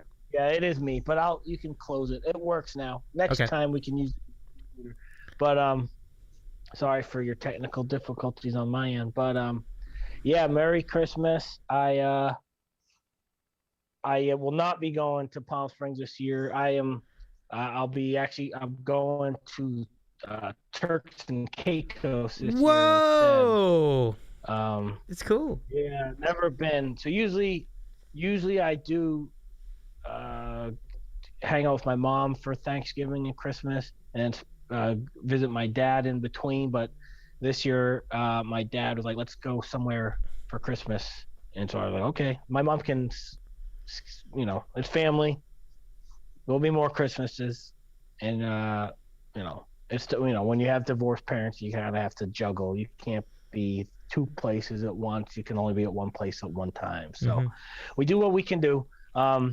But yeah, Merry Christmas. I can't believe this podcast. I mean, we'll reconvene after the holiday, but I mean, we say it every year. It goes by so fast, and I will leave you all with this. Hawaii, they're going to a bowl. 3 of their 6 wins have been against New Mexico State twice and Portland State. God bless both seasons. That's a good one to end on. Andy, yeah, definitely. Thank you very much for the kind words. And Merry Christmas to your family as well. All the best. Let's take care, everybody. Enjoy, and good luck on your picks. I'm looking forward to doing this every week. This will be really fun. So hope it's a wonderful time in Turks and Caicos, Andy. That just sounds like a great time. Just in general. What a place to be. We're all going to be shivering, and you're going to be out there soaking up the waves and laying on the sand. Doesn't sound better than that. I got to get this computer healthy again because I'm bringing it down to stream the bowl games at night. That's a good point. Yeah, that's a good point. Good stuff. Hope that works out too. Yeah. All right. Well, all the best, fellas. We'll be back in January in that case. Take care, everybody, and good luck. Good all luck, right. See you guys. Good luck. Take care, fellas. Happy New Year. Merry Christmas. Merry Christmas. Happy New Year. All the stuff. All right, guys. Well, that's it for 2021. How about that? Just like that, it ends. We came in here. We're going through the pandemic. We come out of here. We're still going through the pandemic, but maybe things are moving a little bit better. And with the world of sports, we certainly have a little bit of a return to normalcy. Certainly a lot more than we did at this time a year ago. And for that, I can be grateful. And I can be grateful for all of our good friends that we've had over the years. And now this wraps up. Wow. So this is going to be our 13th season wrapping up, I think. And we will enter our 14th season, which is just bananas to me. But we really love it, and I hope we can keep doing it as long as we can do it. So thanks, everybody, for your continued support. If you missed any of our shows, you can catch them over on YouTube, and just go to youtube.com/ditcow. And same scenario if you want to listen to the podcast episodes and go back in time and check out what we've been doing over the years. Ditcow.com for that. or your podcast player of choice. Certainly Apple Podcasts is one I recommend. Look for Dave in the City Out West. And that's it for this year. Take care, everybody, and we hope that, or we've given you good advice for the picks this year. Good luck, everyone. I do hope you enjoy your Christmas season as well. The holidays have been great, every single, for a lot of reasons, and we're hoping for more of the same, and certainly we hope that you're safe and you're doing all right wherever you may be. Once again, I'm Dave Medina. Have a wonderful rest of your year, and we'll see you next time.